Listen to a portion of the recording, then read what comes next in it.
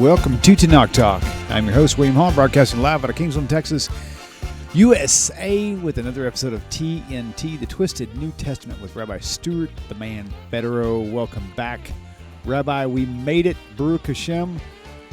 Despite all of the controversies we've had all day today, man, with all the weather, man, with this crazy. I can't believe it got so cold. Oh, and it got cold fast. We had a committee meeting tonight for my synagogue, even though it's my day off.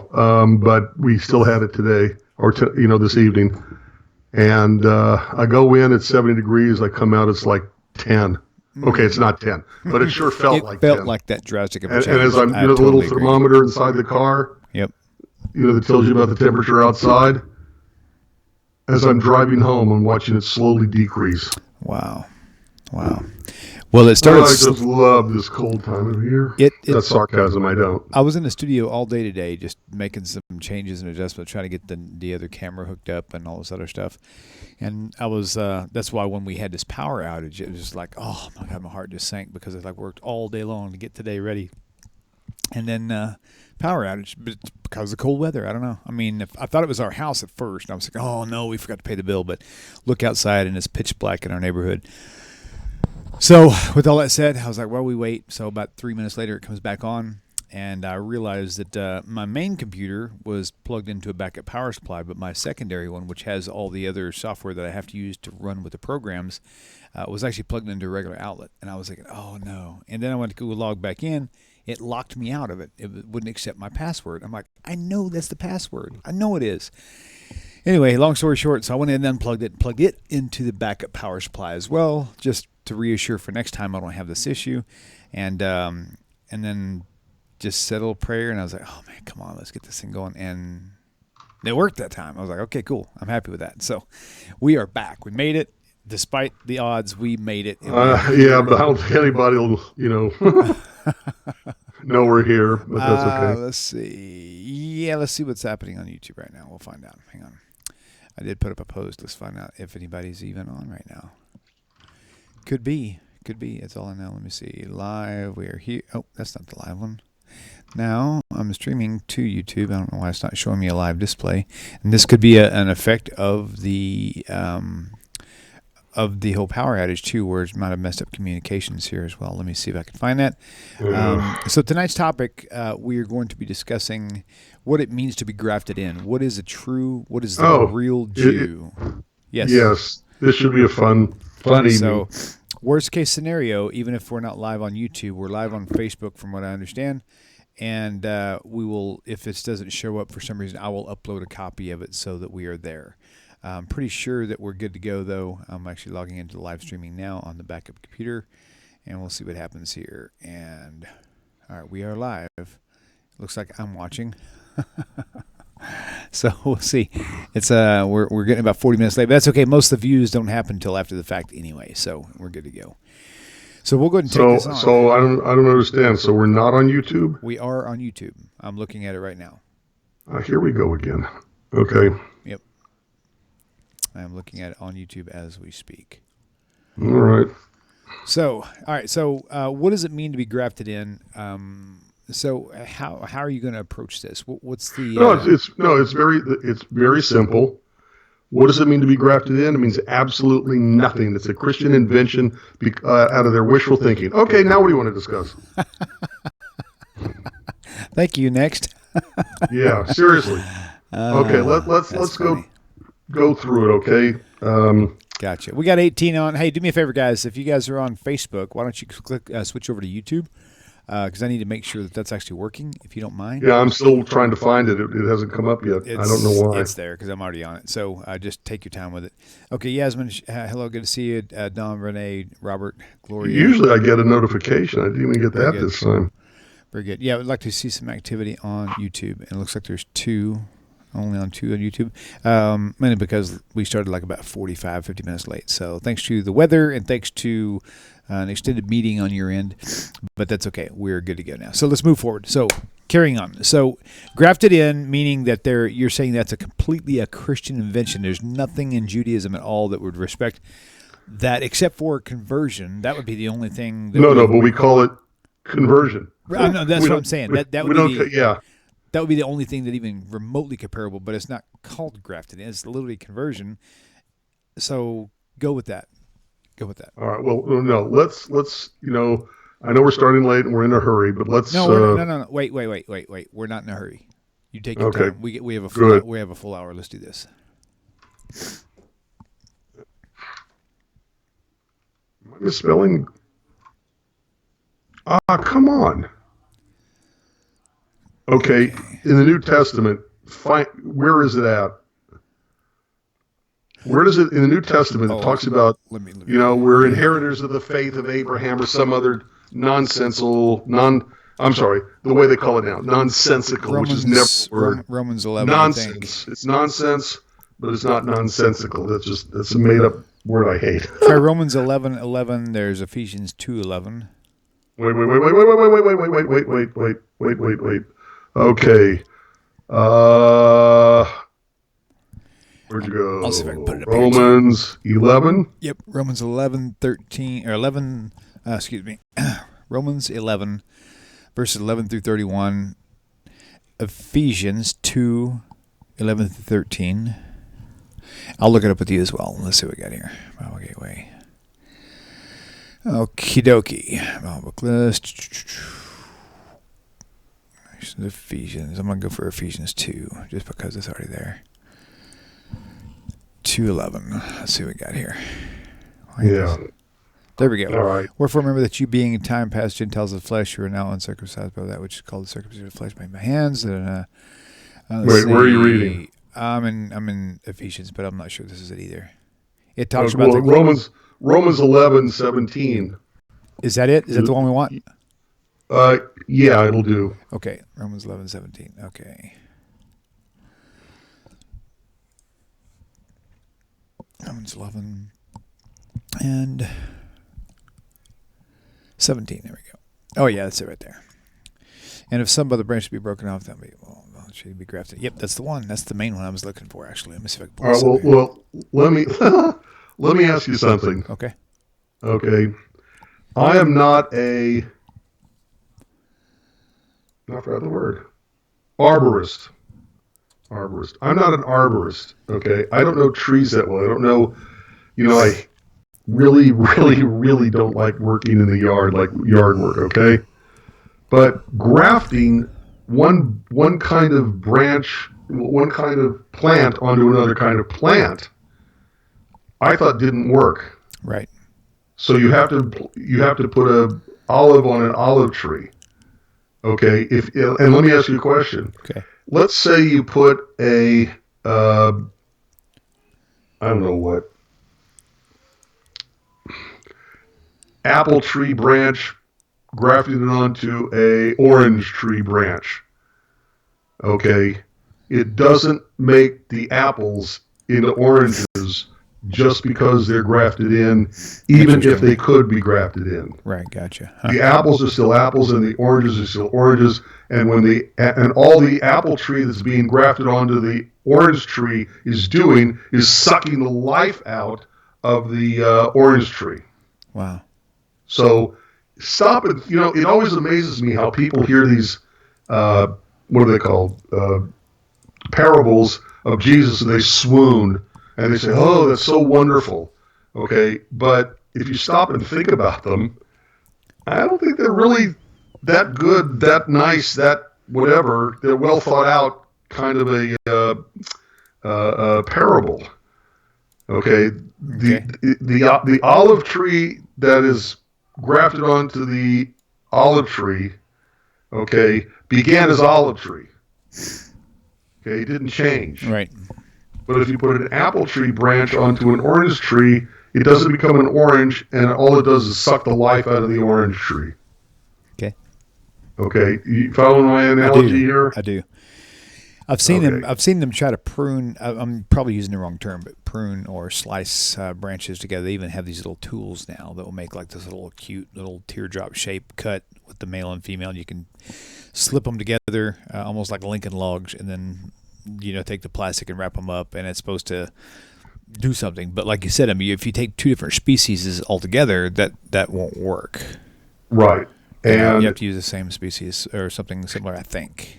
like my teacher used to say, and I've said this a few times on the air, Jews and Christians are different people with different assumptions, holding different issues, speaking to different people about different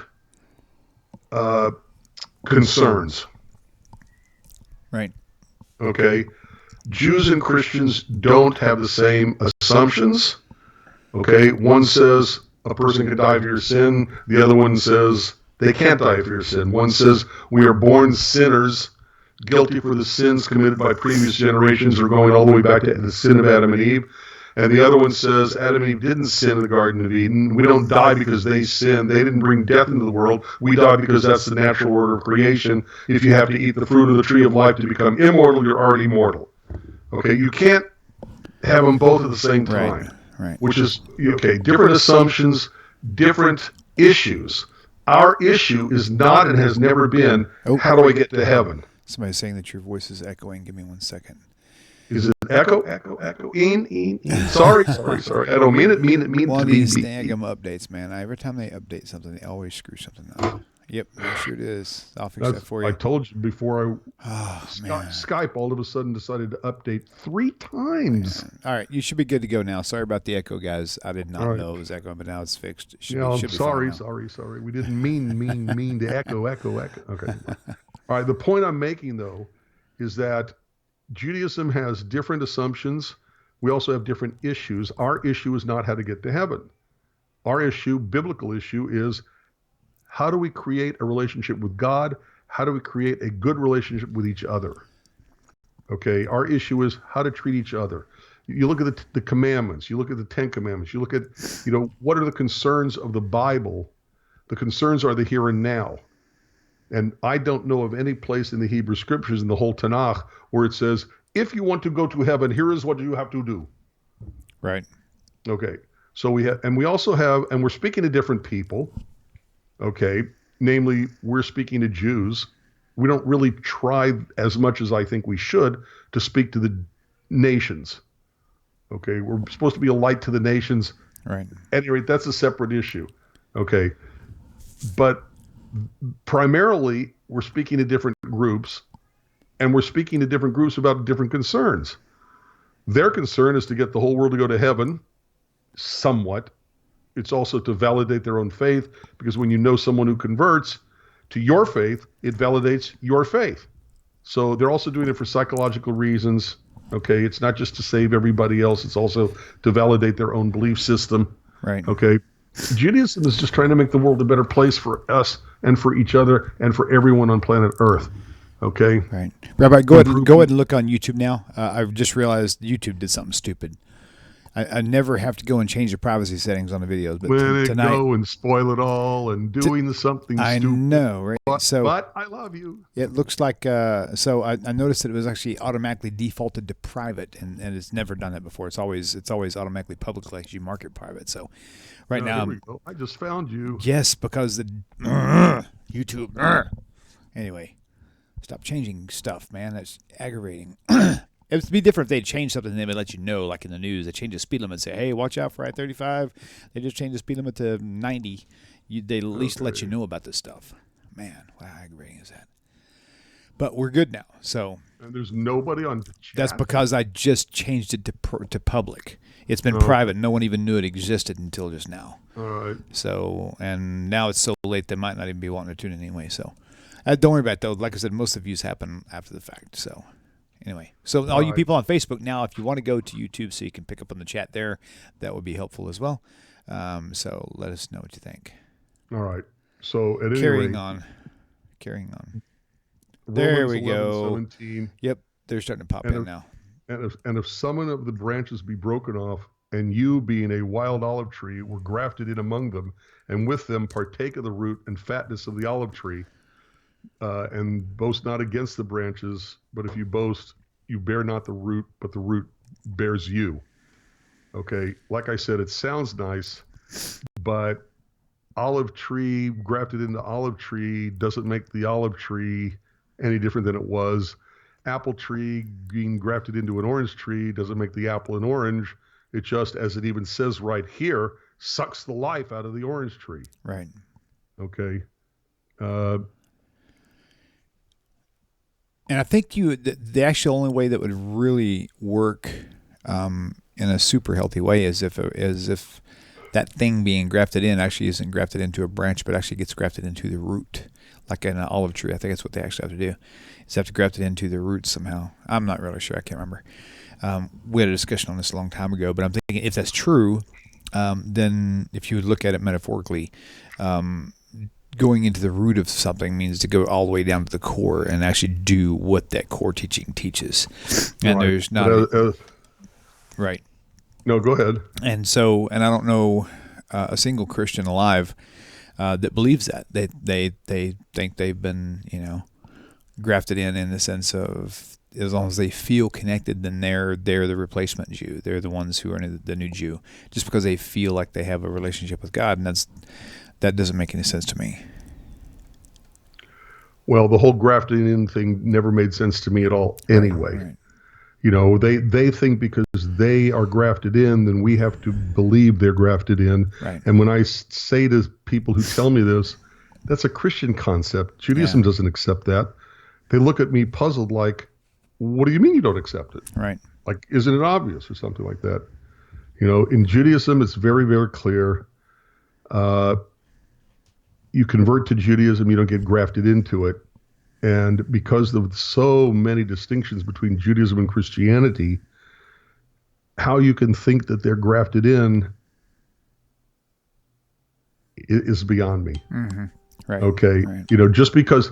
Here's my analogy. Okay.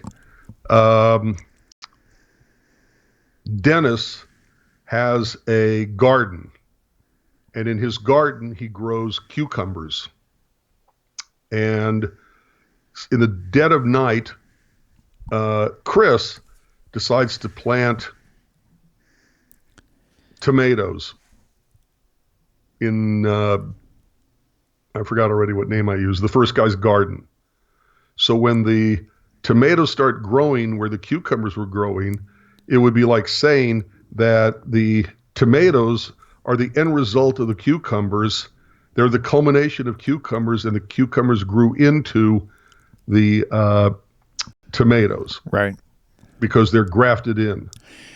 No. What's funny? I just had this. But that's what they usually do with this Hebrew roots, pardon the pun, Hebrew root stuff. I just had this really crazy thought, Rabbi. Hey, we're crazy anyway, so it matches. In the laws of like with gardening and things, it says do not sow your field with diverse kinds, right? Yeah, good point. So I'm thinking, how is it then that the Christianity could teach that that's okay with, because it's all using the same or very similar language, planting and grafting and rooting and all this other stuff. So if it's forbidden for someone to sow multiple seed or different seeds in the same field, right, but for the sake of cross contamination, right, then how is it that they think it's okay on the spiritual plane? Very, very simple. They think that they are the spiritual inheritors of the religion of Abraham. Mm-hmm. Remember? Yeah. They think erroneously that Christianity developed out of Judaism. Oh, well, the first Christians were Jews. Well, that may be true, but the first Protestants were Catholics. Right. I don't think Catholicism sees Protestantism as a form of Catholicism. They may say they're Christian, but they don't say they're Catholics. Right. Martin Luther was an ordained Catholic priest. Right. When he broke off from the Catholic Church, I don't think Catholicism said, "Oh, Lutheranism, that's a form of Catholicism." Okay. Right. And I don't think the members of the earliest Lutheran Church, who actually knew Martin Luther, say, "Well, we're grafted into Catholicism," and I don't think they would say, "We are Catholics because we all began as Catholics." Remember, that was the only kind of, right. in the Western European world, that was the only kind of Christianity. You had Russian Orthodox and Greek Orthodox, but that's not part of the world. That's not the part of the world we're dealing with. Right. So just because the first Christians were Jews, doesn't mean that Christianity is Jewish. Okay. So Sure. Right. even though Karl Marx was Christian, his ancestry was Jewish. And does that mean that Marxist communist is Jewish? I mean, it makes no sense. Right. No more than Okay. walking into McDonald's does not make you a Happy Meal. Just a thought. That's pretty good. I didn't coin that. I actually heard that I years think ago. you're a cookie short of a Happy Meal, but okay. Hey, That's pretty just for funny. I grins. like that. Hey, just for grins for you folks out there watching right now. I got a new camera set up. This camera I've had for quite some time, but I've not figured out how to use it until like this weekend. So, but just for fun, I'm going to show you something a little interesting you might find. Yeah, you're going to see this is going to be kind of a little on the crazy side, but this is actually what it really looks like in the studio. Let's see if I can get it to transpose through there. Say bye. All that. Rabbi is still there, but that's the green wall right there. So, Rabbi, you'll see it here in just a second. And so that's how these green screens work. It just sort of like. I know, it's really cool. Isn't that neat? That's so cool, man. It took me like hours to get the lighting just right and get the chroma key settings on the camera and all the iris and the. It was crazy, but I learned a lot today, so that's good. Spent all day in the studio. Unbelievable. So that's why I was like, no, we are not going to bed tonight without doing our show. I worked too hard to make this. Baruch Hashem, we're here. Anyway, moving on. Thought you guys liked that. Okay. Let's see if this, I don't even think it'll take it. Doesn't YouTube have some weird law About oh, come on. Devin, I had David, my son, wear a green shirt one time, and it looked like his entire torso was missing. It was really cool, man. That was neat. Okay, go ahead with your question. This ought to be good. Atesmo Brillante has a question. Says he's an atheist. Please go ahead, and no disrespect at all. I know a lot of people who have. Oh, after finding out the New Testament was false, they just kind of Rabbi, hang on 1 second, Rabbi, 1 second. And so after finding out that the New Testament was false, they pretty much threw the entire Bible away and just went straight atheist instead of researching the Tanakh, the AKA Old Testament, and finding that there is actually validity in it. So no disrespect, period, at all. I completely understand where you're coming from. Go ahead with your question. Well, before he goes on with the question, I just want him to know that this year, 1 or 2 weeks before Rosh Hashanah, Yom Kippur, the Jewish High Holy Days, I taught 2 classes. One was called Doubting God, Let's Talk About It. And the second one was the holiday season for the atheist and the agnostic. Like if you're an atheist and an agnostic, how do you deal with all the themes and topics and prayers of the high holidays? Do they have a video on that, or is it just? Oh no, this was just talking. Oh wow, you got to at least get that recorded Never with the audio. videotape what I should, do I? At least audio, anyways. We have some sort of teaching files on it. Okay. Yeah. Yeah, for sure. Okay, see, so he's probably typing. I don't know how much text one text file can actually handle on YouTube, but yeah. So I could turn the phone lines on, I guess. Yeah. So I wouldn't let me do it. All right. Let me do that. Yeah, if he can call, that would be better. Yeah. So Atesmo, I'm hoping I'm saying your name right. 855-952-4253. Rabbi, you can type that up for me. I'm going to log in real fast. And wait, we'll do what? Type in the phone number, the call-in phone number, please. Or okay. Or Deanna, if you're hearing me, you can type it in for me and just put it up there for me. What is it again? Say it again.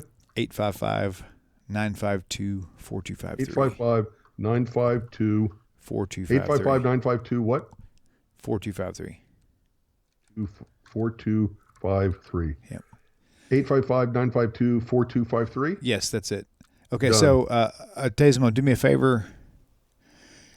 Give me the last 4 digits of the phone number you'll be calling from, because I'm not going to accept any other calls except for that one. I want to make sure I got it. Let's see, what's the evidence? Okay. Well, his question is posted as simple. What's the evidence, not the claim, of Tanakh being the Word of God? Absolutely none whatsoever. Okay. Okay, now that's a shocking answer. Okay, but it's not my point to shock. Sure. Here is why I say this. Okay. Okay. Our concept of God is that God is in the spiritual world. We live in the real world, the world of nature, the world of natural law, the world of the laws of nature. So for God to prove God exists, God has to do things in the real world, but doing things in the real world, they have to comply with the laws of nature. That's why, for example, when you have, the 10 plagues against the gods of Egypt, the 10 plagues against the gods of Egypt, why scientists will give explanations for it. So, for example, low tide for the splitting of the Red Sea of Reeds. What's it called? Red tide, is that the word? It's an algae that forms. It's red, makes it look bloody. I don't know that. But it kills a lot of fish, which brings the frogs, which brings the flies, which brings the scientific. Yeah. In other words, they try to give a scientific explanation. Right. And even if God were to create a second sun, strategically placed properly away from the earth, where it wouldn't do damage, but we could clearly see it, during the daylight hours. Right. Scientists would come up with a natural explanation for why it exists. So it becomes difficult, if not impossible, for God to prove God's existence in the real world, okay, because it would have to comply with the laws of nature. On the other hand, okay,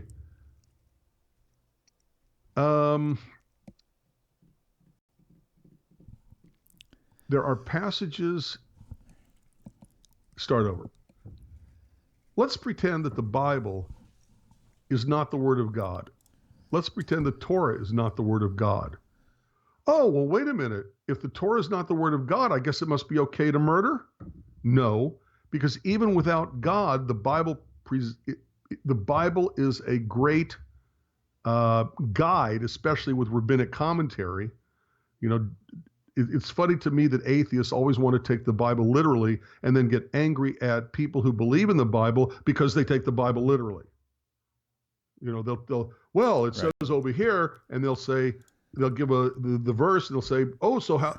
And when say, wait a minute, you're taking it literally. We don't. Right. You follow what I'm saying? I do. So. Right.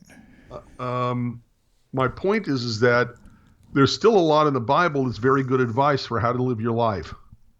So even if God is not the source, which I do certainly believe he was, there are still very good reasons to follow the Bible. Right. Okay. Especially, and again, I'm going to say this, especially through the eyes of Judaism and the rabbinic interpretation. We're not sola scriptura. We never have been.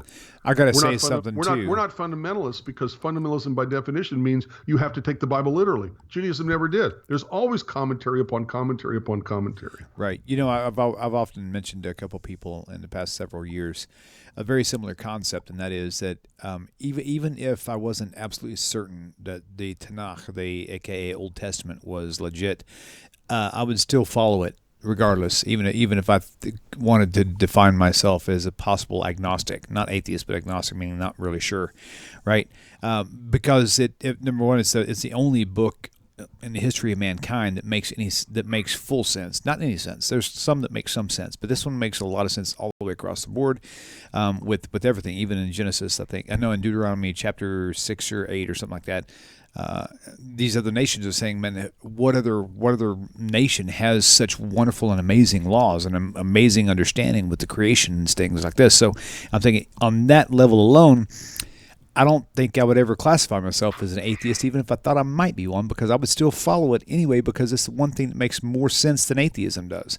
Second thing is, to be an atheist, you really have to prove, the burden of proof lies on you.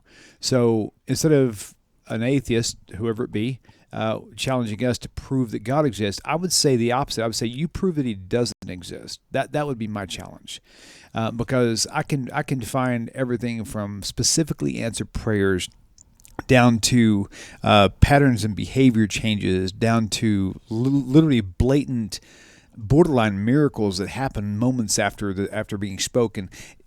There's just too many things for me to actually put God so far away for me to think that He doesn't exist to begin with. However, if I was going to ditch the entire Bible because of some disbeliefs that I have, the burden would still lie on me to prove that He doesn't exist rather than us proving that He does. So, Artismo, just to be on the fair side, you have that burden, we don't.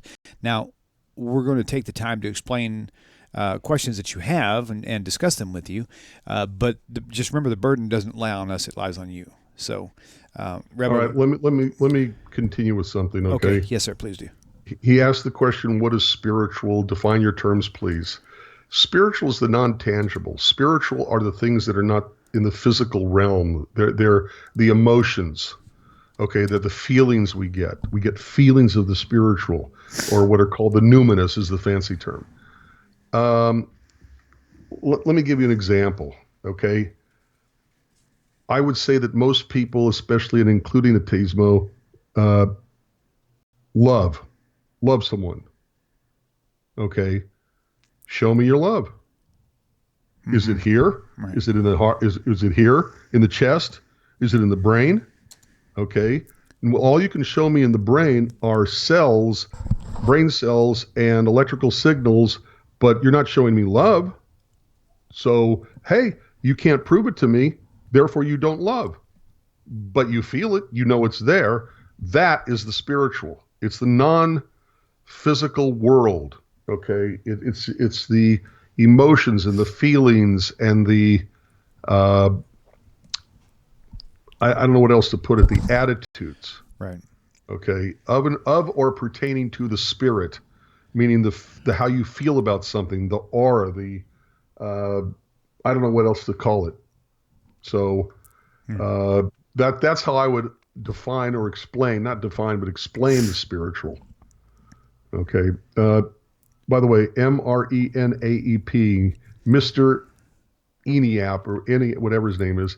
Sorry, I don't know how to pronounce that. Real quickly, too, Ateismo says the burden of proof is only on the person who claims God exists. That is completely an error. That which has always been assumed need not prove itself. The burden of proof lies on the one who tries to oppose that which has always been assumed. So you're wrong about that. Totally. I'm just saying. William, even if the burden of proof is on those who believe, right, there is nothing that the people who believe can offer as real, down-to-earth, concrete proof. Right, agreed. By definition of how we understand God in the spiritual realm, okay, that God exists, but not in the same plane or what, I don't know what to call it. As the physical. So I would say has to do things in the physical world. I think that there would be one thing that I would disagree with on that, and that is that no one would see, everywhere you look, for example, you see intelligent design. Our bodies, our brains are so intelligently designed that there has not been a single scientist on the planet who's been able to reproduce it. They can't even reproduce the simple motions of a hand in accuracy. It's how intelligent it is. So for someone to assume that God doesn't exist, a creation has to have a creator, period. To assume that we are all here because of some Big Bang theory would be equivalent to somebody saying a tornado hit a junkyard and produced a fully fueled 747 jet ready to fly. Let me ask you a question. It's beyond Excuse ignorant. Me. Just saying. Even if the probability of that happening is 1 out of 100 billion, trillion, million, zillion, quadrillion, dillion, whatever, okay, 1 out of means it's still a possibility. But it's not. It's impossible. So the fact that we exist, okay, right, could be that 1 out of the million, billion, trillion, zillion, quadrillion, dillion, whatever. Okay, that itself may sound logical, Okay, and it's nice to say, but the point is nothing can prove whether God exists, just as nothing can prove that God does not exist. And I don't care right. I don't care who we claim the burden is on. Right. Okay, because frankly speaking, I don't care if they believe or not. Right. Okay, And I don't I'm care. kind of with you. Wait, William, this is very important Yes, to sir. me. Let me say this, Yes, okay? sir. Yes, sir. I don't care if God exists or God does not exist. Okay. Because if my life is a better life lived because of my faith and because of what I see as biblical injunction, biblical commandment, God's commandment, if my life is better off, even if Mr. Autismo Brillante wants to call it a crutch, sometimes we need crutches. Yeah, agreed.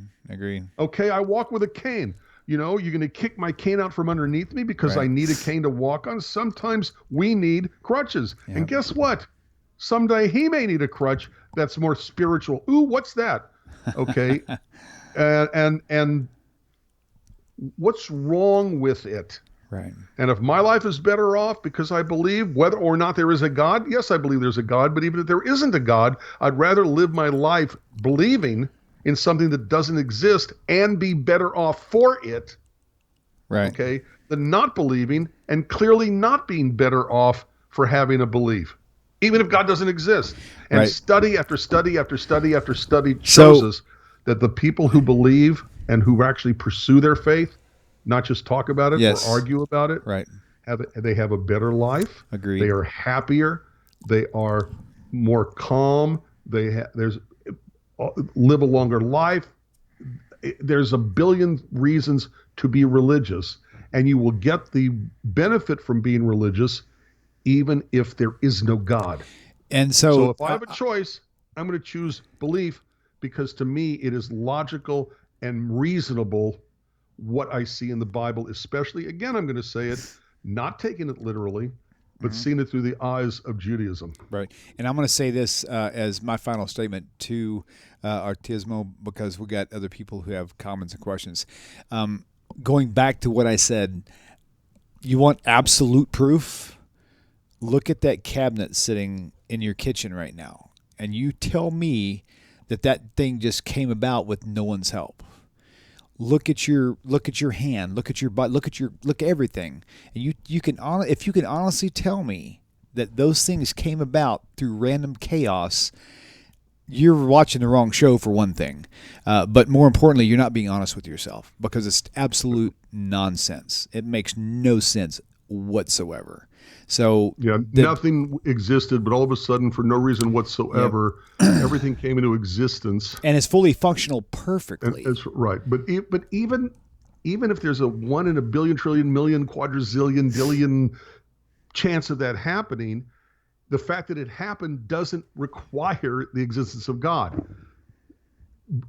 He writes, love is a chemical process in the body, and we recognize design by what occurs naturally and man-made. Fine, show it to me. Reproduce it. Give me a liquid that as soon as I drink it, my brain loves somebody that I'm looking at. Artismo says, and he says also by biological reproduction. Okay, so forget about that. What about your car? Is that a biological reproduction?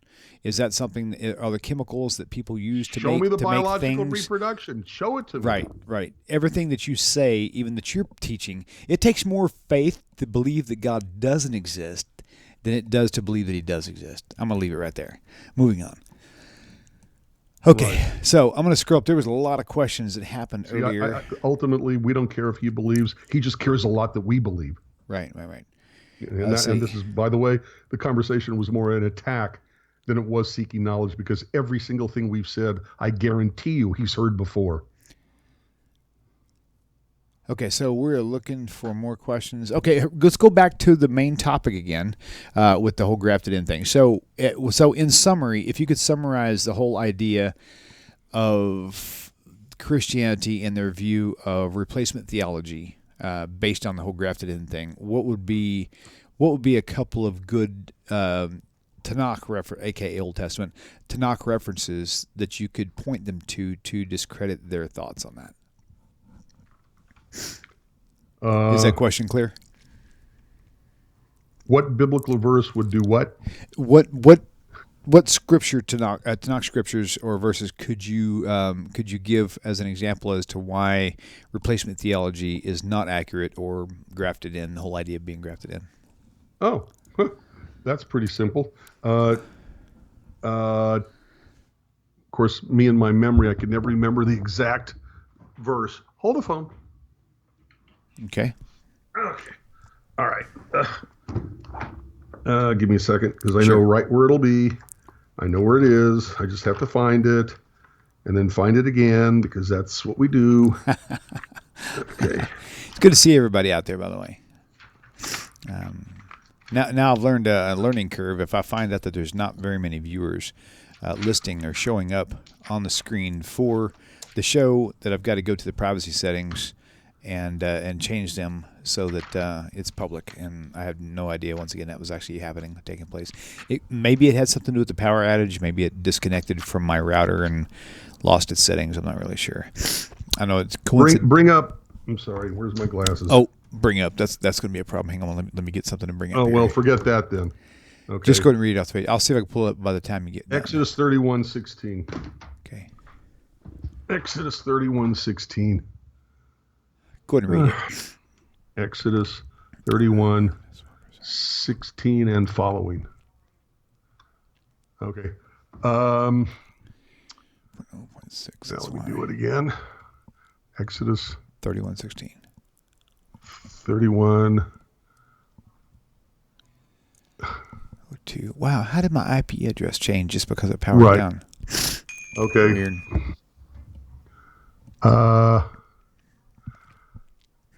Oh, my dang. Look at that.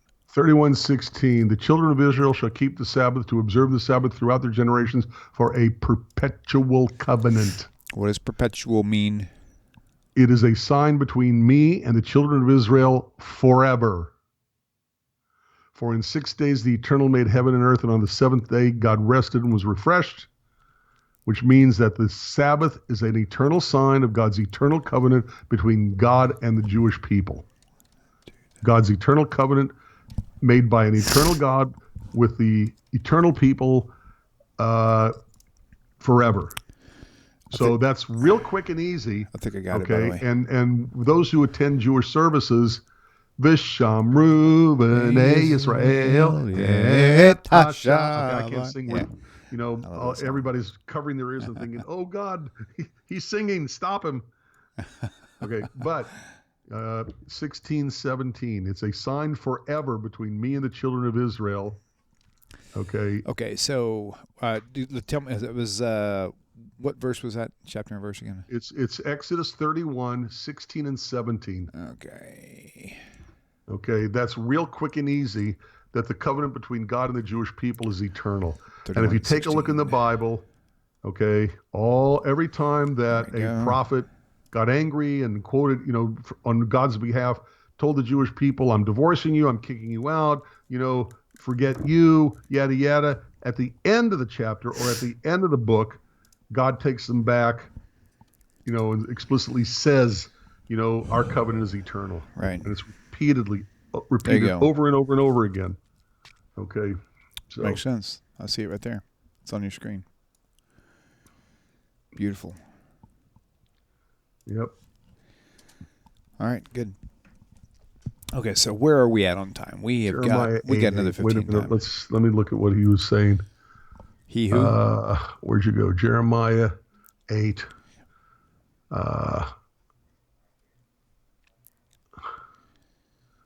Yes, please. Thank you, Devin. Yes, if you guys like the video, please click the like button. When you click the like button, it actually generates more viewers. It comes up more in search results. It really helps get the word out. So like it, share it, major key for sure. So definitely do that. Thank you so much, Devin. I appreciate that. Janice, good to see you. Big shout out to all you guys, and Deanna, my chief admin out there. I don't even know if she ever sleeps, because she's like on top of everything. I don't know how she does it. Good job, Deanna. We love you. You're awesome. A lot of other admins out there. They're probably out tonight because they thought we weren't going to record. It's okay though. So I'm looking for more questions and stuff right now. Robert Stockman, good to see you. Christopher Wyatt. What else is here? Rabbi, you still looking for your verse? Well, somebody showed the Jeremiah 8:8 verse, and I know that afterwards God talks about taking the Jewish people back. You know,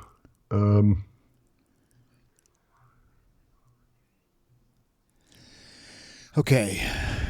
So we know that the replacement theology is a sham. We know that yeah. the only thing, according to the Hebrew Scriptures, that is a plausible scenario is basically a conversion to Judaism if you're wanting to live as a Jew, or B'nai Noach. There's no in between. There's no outside. There's no inside. It's either or. We also know You're either a Jew or you're not a Jew. So is that what you mean? Yeah. Well, theoretically, yes, the Jew and the non-Jew. Now, here's a question for you, Rabbi. Okay, so someone like me, we haven't converted. Don't know that we will. However, what about the atheists, for example? In the world of God, the creator of this universe and everything in it, regardless of what the atheist thinks, God knows, Hashem knows. My understanding is all humanity falls either under the Jew or the non-Jew, or the no-hide, whatever you call it. So even if the atheist doesn't think he's a no-hide, will he still be held accountable to those laws on the day of reckoning? Well, it's interesting and important. It's very important to understand that according to Judaism, God does not judge us by our beliefs or our lack of beliefs. Beliefs are important because they lead us to our behavior, but what we are actually judged on is what we actually do, what our behavior actually is. Okay. So it doesn't matter, atheist, Hindu, Buddhist, Muslim, whatever, okay, they are still held to a basic, most minimal, I know that's a funny combination, it's like Eminem. Minimal amount of moral laws that every culture, society, community, nation, city, state, county, country, social group, whatever, are going to have, which are the 7 laws of Noah. Those are the most basic, elemental. Tell me a country that says it's okay to commit first-degree premeditated, cold-blooded murder. There is no country. Right. Okay. If you're in a country and you commit murder, you better believe they're going to throw you in jail or give you the death penalty or whatever. They're not going to allow it to happen. It's against the law. What about stealing? Is there any culture, community, society, city, state, county, whatever, who says it's okay to steal? These are the most minimal, basic, elemental laws of morality and ethics that are found in every culture, community, society. So if a person is basically good, basically moral, basically ethical, basically is a good person, okay, then there's going to be a reward in heaven. There's going to be an afterlife for them. There's going to be, Judaism never said you had to be a Jew to go to heaven. Okay, so the idea of, well, he's an atheist, or he's a Buddhist, or a Muslim, or a Hindu, or whatever, Baptist, whatever, isn't relevant. What's relevant is what do they actually do with their fellow human beings. And again, Judaism, unlike a lot of religions, is not about how to get to the afterlife. It's about how to live in this life, how to have a relationship with each other, how to improve the world, how to improve ourselves, how to improve our relationship with God, which, again, are good things. So that's my answer to your question. Right, gotcha. Okay. All right, fair enough. All right, we got about 10 minutes left. You know what? The phone lines are open. I'm curious to see if somebody wants to call in. 855-952-4253. 855-95-BIBLE is your calling number. If you want to call in right now and ask us a question or just say hi. Say hi to the rabbi. I'll put the number back on your screen now. Boom, there it is right there. Cool. One Bridge 11. What? No, I did not. I have not converted. People ask me from time to time. I have not converted to Judaism, and I'm not sure I will. If I do, it certainly will be Orthodox, in my opinion. But no, I hope you do. I want you to. I hope you do. Yeah. So, maybe down the road, but I hope maybe so. Maybe so. Israel being male. What? Okay, Deanna, I'm looking at your question now by Mr. Nape. Had a question about Israel being male. Oh, let's see who this is. Maybe this could be Mr. Nape. Yeah, I saw that male female. I have no idea what he's Welcome talking to the about. show. Please tell us your name and where you're calling from. Hello, you're live on the air. Okay, we got to wait for him. Hello? It's the same mistake a lot of people make all the time. My name is Chris. Chris, hello. Are you watching on YouTube? Can you hear me? I can. Can you hear me okay? Hello? Can you hear me? I can hear you just fine. I don't know why you can't hear me, but I can hear you just fine. Go ahead and ask your question. What's your question? Oh, first of all, turn down your computer first. Okay, my question is,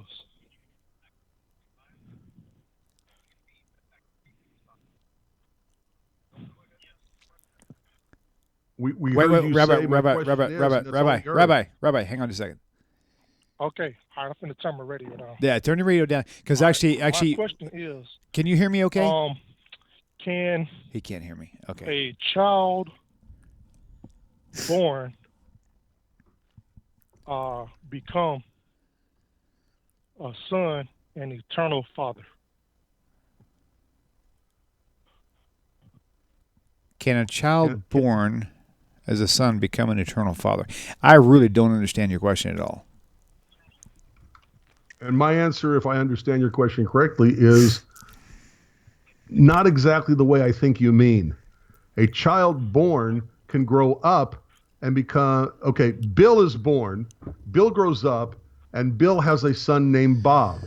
Forever and all through eternity, Bill will have been the father of Bob. Bill can die, but he's still Bob's father. 1,000 years from now, the name of Bob's father will be Bill. Bill is the father of Bob. Okay? So eternally, he is the father of Bob. But if you're talking about, can a child born of a human being become God? By definition, God is not a man. Numbers chapter 23, verse 19, God is not a man that he should lie, because if God were a man, then like all other men, he also would be a liar. Right. Okay, or Hosea 11:9, for I am God and not a man. Okay, you can't get clearer than that. Okay, right. God actually says in Hosea 11:9 that he's going to limit his power and he's not going to give bad retribution to the people who deserve it. He's going to hold back his temper, okay, because unlike men, human beings, they just explode. But God can control his temper. For I am God and not a man. Right. So if you're asking, can a child born become an eternal father? Well, I'm a father, and I will always be the father of Perry and Libby. Okay, 100,000 years ago, if they ask who was the father of Perry and Libby, they'll say Stuart Federow. So I am eternally their father, because once becoming their father, right, I'm their father. But if you're talking about a child born of a human being becoming God, God explicitly says, not happening. And it's the hallmark of all pagan, idolatrous, Greco-Roman religions to confuse human beings with God. Pharaoh in Egypt was considered a god. Okay, we're coming up to Hanukkah. Okay, Hanukkah, the bad guy, the emperor of the Hellenized Syrians was Antiochus or Antiochus, depends on how you want to pronounce that. He called himself Antiochus Epiphanes, which means Antiochus, who is God made manifest. Sorry, Antiochus, you're not God, but look how often in the ancient pagan Greco-Roman world you had the confusion between God and man. Judaism says, Bible says, sorry, okay, man is man, God is God. God does not become a man, and man does not become a god.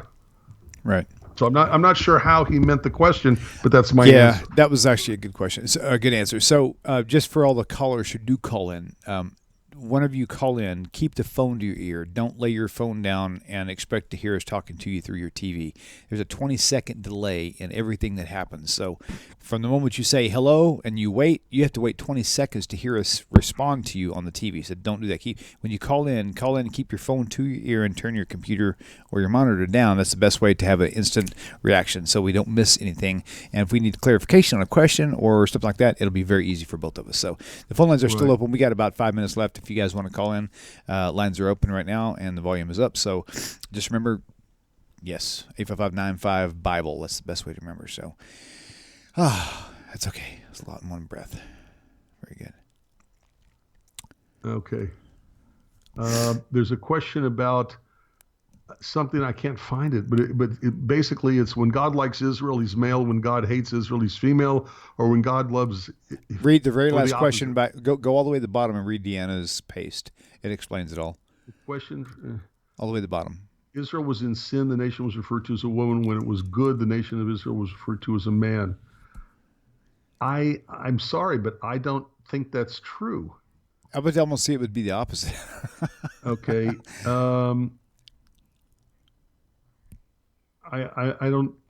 I can't think of a situation offhand.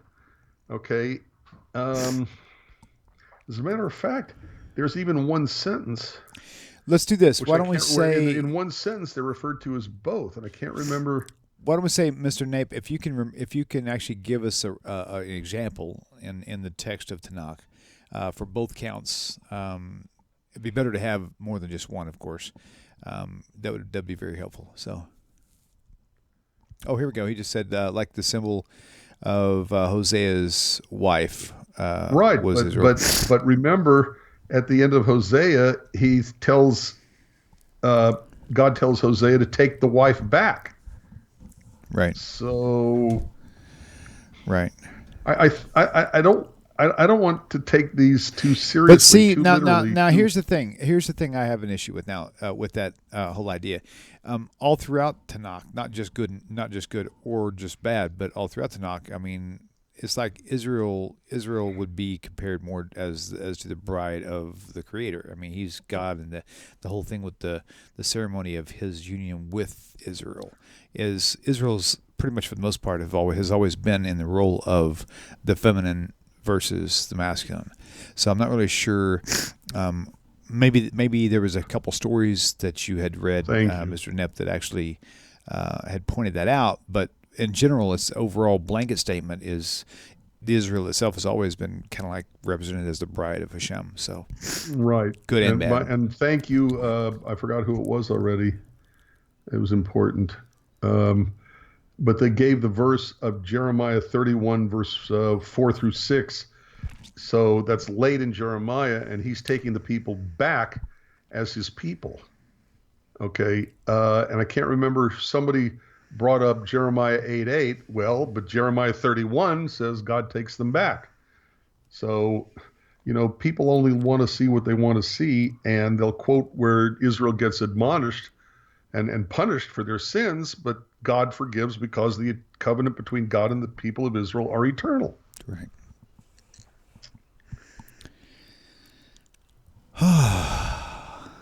Wow. Janice reminds me of a great joke. Okay, they're still having this discussion with Mr. Brillante, Atesmo, and Janice Hart writes, everything that exists on earth and beyond earth, even the tiniest speck of dust, has a creator. Do you know even one person who can create a single blade of grass? Just one. Oh, right. There's a great joke. You know this joke? I do, about the dirt. Get your own dirt. About get your own dirt. The scientists and God do a competition. Yes. They've discovered how to make man, so they come to God and say, we want to compete with you. We're going to go make man, and you're going to go make man. And God says, "Fine, let's go do that." So from the dust of the earth, yes, right, from the dust of the earth, and then the scientists say, "Well, we'll be right back. We're going to go get our dirt." And God says, "Wait a minute, go get your own dirt." It's a very funny joke. That's brilliant. But again, none of this stuff is going to prove anything to anybody. It's a waste of time. This is, and as I said to my synagogue, okay, they care more about our believing than we care about their non-belief. Okay, they attack us for our beliefs. We disagree, but we don't attack them for their beliefs. So who's acting morally? Who's acting ethically? When they come to us to attack us, we don't go to them to attack them. They come to us. When we attack, it's attacking back at them because they've attacked us. Right. Okay, clarification. So, So Mother Milkshake says Isaiah 54:5 regarding the husband and wife. For thy maker is thine husband, the Lord of hosts is his name, and thy Redeemer, the Holy One of Israel, the God of the whole earth, shall he be called. So yeah, right, but he's quoting Jeremiah 3:20. Okay, but what about what we just talked about, which was Jeremiah 31? Again, I will build you, and you shall be built, O Virgin of Israel. You shall again be adorned with your tabrets, and shall go forth in the dances of them that make merry. Thou shalt yet plant vines upon the mountains of Samaria. The planter shall plant and shall eat them as common things. For there shall be a day that the watchman upon the Mount Ephraim shall cry, Arise ye, and let us go up to Zion unto the eternal our God. Yep. So Jeremiah at the end speaks of this forgiveness of the people of Israel and how he brings them back and makes their lives better. Okay, so, you can point all the negative, we'll point out to the positive, and the positive always comes after the negative, so guess what? All right. Okay, so Atezma, I'm not accusing you of your accusations or what your intent for them are. We're just answering them the best we can. So, no worries there. Okay, fine. Either way, that's fine. Yep. All right. Sorry if I misrepresented your intentions. Notice that I apologize for it. I wonder what tells me to apologize. Oh, I guess it's my religion that says Rabbi, you're wrong. is there somewhere in Tanakh where Tanakh refers to Israel as both masculine and feminine? I wish I had the memory I used to have when I was a kid, but I thought there was. I just can't remember where or what it says. Mr. Nate, but would you please, if you could find the one where it refers to Israel, other than the fact that it says son, like the sons of whatever, Because so it's an analogy. Firstborn son, sort of a thing. That would be the only thing I could think of. So, but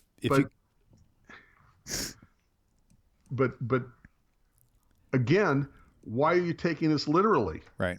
Okay, when Israel is referred to as a man, when Israel is referred to a woman, okay,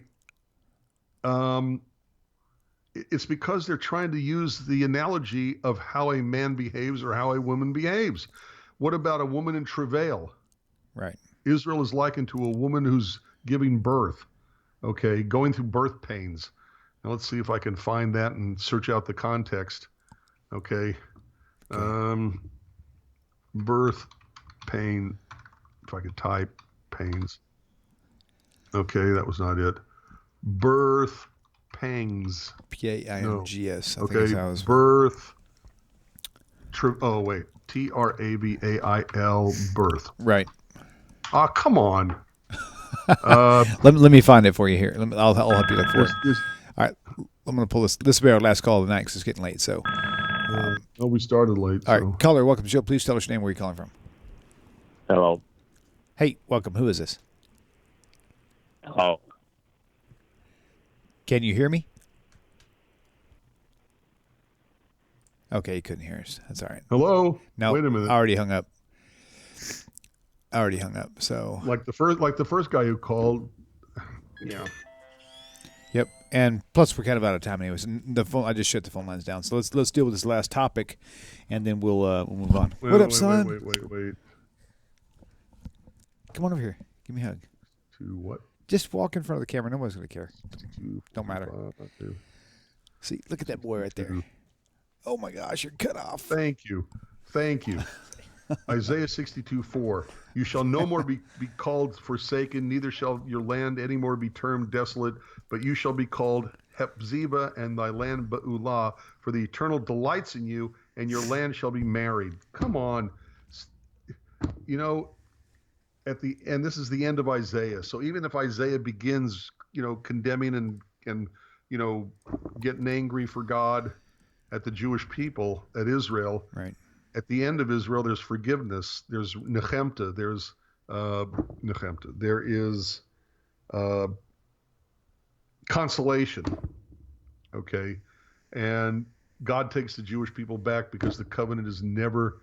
It's like a parent who gets mad at a child, but eventually the punishment is over, and what does the father, the mother do who punished the child? Hugs them, brings them back in. So you can quote all the rejection of Israel all you want to. There's Right. also the taking back of Israel too, and in the same prophet, almost invariably. Word. Sorry, I had to throw that in there. So, all right, Rabbi, this is a wrap up. It's been a great night. Good to see all you viewers out there. Thank you all for tuning in for sure. And Rabbi, I appreciate your time. And it's been My pleasure. Always it's is. been Sorry, good. everybody. We had to start late. That was partially my fault. That is okay. So it happened. in the beginning, it was totally my fault because I had a meeting that just wouldn't. The late was your fault. I just didn't think it would take that long. The late was your fault. The later was my fault. So that's okay. I don't think they mind. It's good for the video archives. We are here, and it's going to stick around. So, guys, thank you so much. We'll see you next time. Shalom, shalom. Have a great week. Until next week. Take care. Peace.